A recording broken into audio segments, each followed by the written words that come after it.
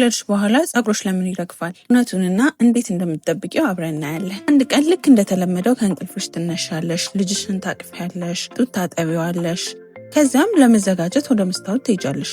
ጸጉርሽን በቀስታ ታስተካክያለሽ። ነገር ግን እጅሽ ላይ የቀረውን ጸጉር ስታይ ልብሽ በድንጋጤ ይመታል። ይሄ ምንድን ነው እንዴ? መላጣ ለሆኑ ጡት ማጥባቴ ነው ወይስ በሰውነቴ ውስጥ ያለ ችግር አለ? ብዙ እናቶች እነዚህን ጥያቄዎች በዝምታ ይጠይቃሉ። አንዳንዶች እስከ ማልቀስ ይደርሳሉ። አንዳንዶች ደግሞ ውድ ቅባቶችን ይገዛሉ። አንዳንዶች ደግሞ ምናልባት ጡት ማጥባቴን ብተው ይሻላል ብለው እስከ ማሰብ ይደርሳሉ። አብዛኛውን ጊዜ የሚታየው ይህ የጸጉር መርገፍ የሰውነትሽ በተፈጥሮ የሚያደርገው ሂደት ነው። ነገር ግን ይህንን ሂደት የባሰ የሚያደርጉ ነገሮች አሉ። ዛሬ ከወለድሽ በኋላ ጸጉርሽ ለምን እንደሚረግፍ፣ ምን ማድረግ እንዳለብሽ፣ ምን ማድረግ እንደሌለብሽ እና መቼ ዶክተር ማየት እንዳለብሽ በቀላሉ እንረዳለን።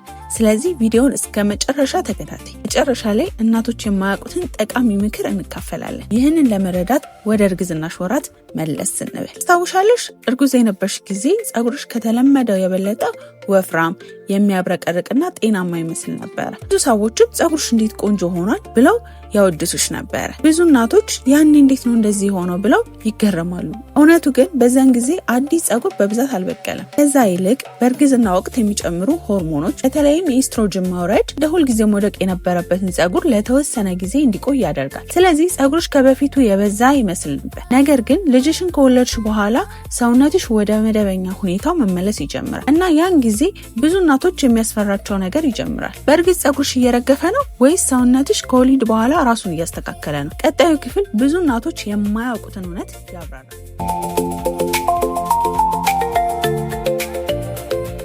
የምን ጸጉር ከወሊድ በኋላ ከ2 እስከ 4 ወር በኋላ በብዛት መርገፍ ይጀምራል።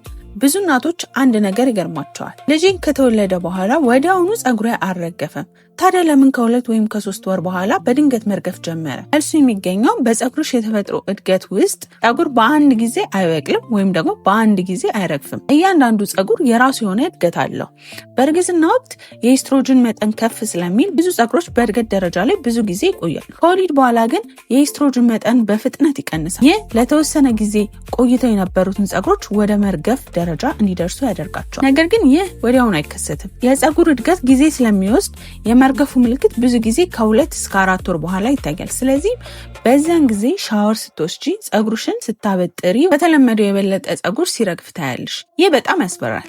ግን ለአብዛኛው እናቶች ይሄ ሂደት ጊዜያዊ ነው። ብዙ ጊዜ ጸጉር እንደገና ማደግ ይጀምራል እና በሚቀጥለው ወራት ቀስ በቀስ ወደ መደበኛ ሁኔታ ይመለሳል። ነገር ግን ሁሉም የጸጉር መበጣጠስ የወሊድ ብቻ አይደለም። አንዳንድ ጊዜ የአይረን እጥረት፣ የታይሮይድ ችግር ወይም ደግሞ ሌሎች የጤና ሁኔታዎች ሊያባብሱት ይችላሉ። የጸጉር መርገፍ በጣም ከባድ የሆነ ብዙ ጊዜ ከቆየ ወይም ደግሞ ከሌሎች ምልክቶች ጋር ከተያያዘ የጤና ባለሙያ ማማከር ጥሩ ሀሳብ ነው። ግን እዚህ ላይ ብዙ እናቶች የሚያምኑት ነገር አለ። ጡት ማጥባት ነው ጸጉርን ያረገፈው። የእውነት ነው ወይስ ብዙ ሰዎች የሚያምኑት የተሳሳተ መረጃ ነው? በሚቀጥለው ክፍል እንመለከተዋለን። ጡት ማጥባት ጸጉርን ያረግፋል? እውነት ወይስ የተሳሳተ እምነት? በዚህ ወቅት ብዙ እናቶች የሚሰሙት አስፈሪ ንግግር አለ። ጡት ማጥባት ነው ጸጉርሽን የሚያረግፈው፣ ጡት ማጥባት ካቆምሽ ይመለሳል። ይህን ሰምተው ብዙ እናቶች ይጨነቃሉ። አንዳንዶች ልጃቸውን ጡት ማጥባት ለማቆም ያስባሉ። ግን ይህ እውነት ነው? መልሱ አይደለም። በአብዛኛው ሴቶች ላይ የሚታየው ከወሊድ በኋላ የጸጉር መርገፍ ከወሊድ በኋላ በሚከሰተው የሆርሞን ለውጥ ነው። ጡት ማጥባት ራሱ ዋነኛ ምክንያት አይደለም። አዎ፣ ጡት በምታጠቢበት ጊዜ ሰውነትሽ ተጨማሪ ኃይል፣ ፈሳሽና ንጥረ ነገሮችን ይፈልጋል። ነገር ግን ጤናማ ምግብ እየተመገብሽ፣ በቂ ፈሳሽ እየጠጣሽና ራስሽን እየተንከባከብሽ ከሆነ ጡት ማጥባት በፍርሃት ማቆም አያስፈልግም። ነገር ግን ሌላ ጥያቄ አለ። የጸጉርን መርገፍ የባሰ የሚያደርጉ ነገሮች አሉ? መልሱ አዎ ነው። አንዳንዶቹን ሳታውቂያቸው በየቀኑ ልታረጋቸው ትችያለሽ። 7 የተለመዱ ስህተቶች። አንደኛ፣ ሻሽሽን ጥብቅ አድርገሽ ማሰር። ጸጉርሽ በጣም ጥብቅ አድርገሽ በምታስሪበት ጊዜ የጸጉር ስሮች ላይ ተጨማሪ ጫና ይፈጠራል። በተለይም ጸጉር እየረገፈ ባለበት ጊዜ ይህ ችግሩን ሊያባብሰው ይችላል። ሁለተኛ፣ እሳት ጸጉራችን ላይ ማብዛት። ሁልጊዜ ፓይስትራ ወይም ደግሞ ሌሎች የሙቀት መሳሪያዎች በመጠቀም ጸጉራችንን ስንሰራ የጸጉራችንን ጥንካሬ ሊቀንሱት ይችላሉ። ሶስተኛ፣ ተአምራዊ ተብለው የሚነገሩሽን የዘይት አይነቶች ማመን። በማህበራዊ ሚዲያ በ3 ቀን ጸጉርሽን የሚመልሱ ነገሮች፣ በአንድ ሳምንት መርገፍን የሚያቆሙ ነገሮች የሚሉ ማስታወቂያዎችን እያየሽ አብዛኛው እንዲህ ያሉ ቃል ኪዳኖች በጠንካራ ሳይንሳዊ መረጃ ላይ አይደገፉም። አራተኛ፣ ምግብን መዝለል። ክብደቴን ቶሎ መቀነስ አለብኝ ብለሽ ምግብን መዝለል ወይም ደግሞ ከባድ ዳይት መጀመር ለሰውነትሽ ተጨማሪ ጭንቀት ይሆናል። 5ኛ በጣም አጠንክረሽ ማበጠር። ፀጉርሽ እርጥብ ሳይሆን በደረቁ በኃይል መቦረሽ የተበጣጠሰ ፀጉርን ይጨምራል። አዲስ እናት መሆን ቀላል አይደለም። ሌሊት ብዙ ጊዜ ትነሻለሽ። ይህም ለሰውነትሽ ተጨማሪ ጭንቀትን ይፈጥራል። 7ኛ የአይረን ወይም ደግሞ የቫይታሚን እጥረትን መዘንጋት። አንዳንድ እናቶች ከወሊድ በኋላ የአይረን እጥረት ወይም ደግሞ የሌሎች ንጥረ ነገሮች እጥረት ሊኖራቸው ይችላል። ይህም የፀጉር መርገፍን የበለጠ ሊያባብሰው ይችላል። አሁን ጥያቄው ታዲያ ፀጉሬ እንዴት እጠብቀዋለሁ? በሚቀጥለው ክፍል በቤት ውስጥ ልትጀምራቸው የምትችላቸው ቀላል በሳይንስ የተደገፉ መንገዶችን እንመለከታለን። ምግብ ምርጫ ጀምሮ እስከ ፀጉር አያያዝ ብዙ እናቶች የሚረሱትን አንድ ትንሽ ልማድ ትልቅ ልዩነት ሊያመጣ ይችላል። ፀጉርሽን ከወሊድ በኋላ እንዴት መንከባከብ ትችያለሽ? አሁን ዋናው ጥያቄ ታዲያ ምን ላድርግ? ምናልባት ፀጉርሽ መርገፍ ጀምሯል ወይም ደግሞ አሁን አልጀመረም። እንዳይባባስ መጠበቅ ትፈልጊያለሽ። የመጀመሪያው ልታውቂው የሚገባ ነገር ፈጣን ተአምር የለም። የፀጉር እድገት ሁልጊዜ ጊዜ ይፈልጋል። ነገር ግን ሰውነትሽ እንዲያገግም ፀጉርሽን በጤናማ ሁኔታ እንዲመለስ ልታደርጋቸው የምትችው ብዙ ነገሮች አሉ። 1ኛ በፕሮቲን የበለጸጉ ምግቦችን መመገብ። ፀጉርሽ በዋነኝነት ከፕሮቲን የተሰራ ነው። ስለዚህ በየቀኑ በቂ ፕሮቲን ማግኘት አስፈላጊ ነው። ለምሳሌ እንቁላል፣ ዶሮ፣ ስጋ፣ አሳ፣ ባቄላ፣ ወተትና እርጎ እነዚህ ሰውነትሽን ለማገገም ለፀጉርሽ ደግሞ እድገት ይረዳሉ። አይረን በቂ እንደምታገኝ አረጋግጪ። ከወሊድ በኋላ አንዳንድ ሴቶች የአይረን እጥረት ሊኖራቸው ይችላል። ይህም የፀጉር መርገፍ ሊያባብስ ይችላል። ከዚህ በተጨማሪ ድካም፣ ራስ ምታት ወይም ደግሞ ማዞር ካለ ሐኪምሽን ማማከር፣ ምርመራ ማድረግ ይጠቅማል። 3ኛ በቂ ውሃ ጠጪ። በተለይ ጡት የምታጠቢ እናት ከሆንሽ ሰውነትሽ ተጨማሪ ፈሳሽ ይፈልጋል። ውሃ ብቻ ፀጉርን አያበቅልም፣ ነገር ግን ለጠቅላላ ሰውነትሽና ለማገገም ጠቃሚ ነው። 4ኛ ፀጉርሽን ላላ አድርገሽ አስይዡ። በዚህ ወቅት ፀጉርሽ በቀላሉ ሊሰበር ይችላል። ስለዚህ ጠበቅ አድርገሽ ሻሽሽን ማሰር ቀንሺ። በኃይል አታበጥሪው። በጣም ሙቅ በሆነ ውሃም አትታጠቢ። ትንሽ ጥንቃቄ ትልቅ ልዩነት ሊያመጣ ይችላል። ከፍተኛ ጭንቀትን በተቻለ መጠን ቀንሺ።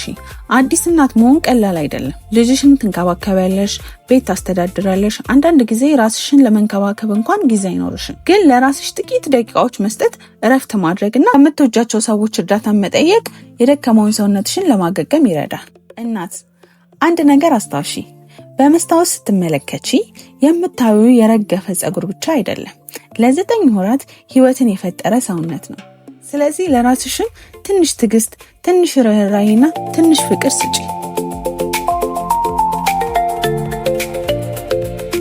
መቼ ሐኪም ማየት አለብሽ? እስካሁን የፀጉር መርገፍ ለምን እንደሚከሰትና እንዴት ልትንከባከቢው እንደምትችይ ተመልክተናል። የኔ የፀጉር መርገፍ ጤናማ ነው ወይስ ደግሞ ሐኪም መሄድ አለብኝ? በአብዛኛው ከወለድም በኋላ የሚከሰት የፀጉር መርገፍ ጊዜያዊ ነው። ብዙ ሴቶች ከጥቂት ወራት በኋላ መርገፉ ቀስ በቀስ ይቀንሳል። ከዚያም አዳዲስ ፀጉሮችን ማደግ ይጀምራሉ። ምናልባት በፊትሽ አካባቢ አጫጭር ፀጉሮችን ትመለከቻለሽ። ይህ ሰውነትሽ እያገገመ መሆኑን የሚያሳይ ጥሩ ምልክት ነው። ነገር ግን አንዳንድ ሁኔታዎች ሐኪምን ማማከር ይጠይቃሉ። ለምሳሌ ፀጉር መርገፉ በጣም ከባድ ከሆነ፣ ራስሽ ላይ ባዶ የሆኑ ቦታዎች ወይም ደግሞ የተመለጡ ቦታዎች ካሉ፣ ከ1 ዓመት በላይ ሳይሻሻል ከቀጠለ፣ ከፍተኛ ድካም፣ ማዞር ወይም ደግሞ የታይሮይድ ችግር ሊያመለክቱ የሚችሉ ሌሎች ምልክቶች ካሉ በእነዚህ ሁኔታዎች የጤና ባለሙያ ማማከር ይመከራል። አንዳንድ ጊዜ የአይረን እጥረት፣ የታይሮይድ ችግር ወይም ሌሎች ምክንያቶች ሊኖሩ ይችላሉ። እናት አንድ ነገር ልንገርሽ፣ ምናልባት ዛሬ በመታጠቢያ ቤትሽ ውስጥ የረገፈ ፀጉር አይተሽ ተጨንቀሽ ይሆናል። ምናልባት ከዚህ በኋላ ፀጉር አይመለስም ብለሽ አስበሽ ይሆናል። ግን ሰውነትሽን አታስጨንቂ። ይህ ሰውነት ለ9 ወራት ህይወትን ተሸክሟል፣ ወልዷል፣ እያጠባ ነው፣ እያገገመም ነው። ለራስሽ ጊዜ ስጪ፣ ትዕግስት ስጪ እና ልክ ልጅሽን እንደምትንከባከቢ ራስሽን በፍቅር ተንከባከቢ። ምክንያቱም ጤናማ እናት፣ ደስተኛ እናት፣ ጠንካራ እናት ለልጇ ትልቅ ስጦታ ናት። ይሄ ቪዲዮ ጠቅሞሽ ከሆነ ላይክ አድርጊው፣ ኮሜንት አድርጊ።